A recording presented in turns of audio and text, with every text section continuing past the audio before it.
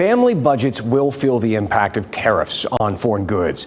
Former vice presidential candidate Tim Walz says most Americans don't have enough in savings to handle that hit. Paul Spade checks the Democrats' claim for PolitiFact. How much money do Americans have in savings? Well, Minnesota Governor Tim Walz says the number is actually less than $1,000. Here he is on CNN the other day talking about why people are so anxious about the economy.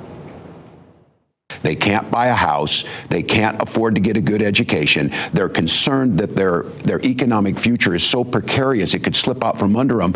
Less than half of Americans have $1,000 in savings.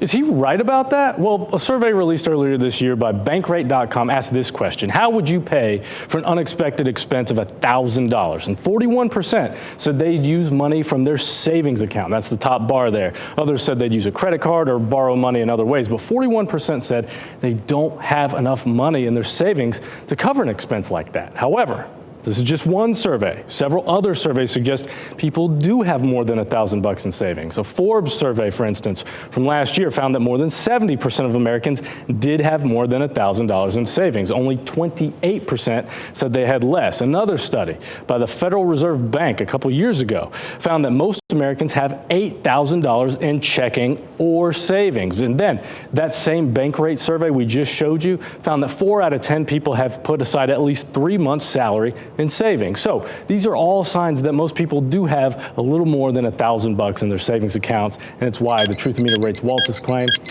mostly false. Read this full fact check at WREL.com. All right, Paul, good stuff. Thank you.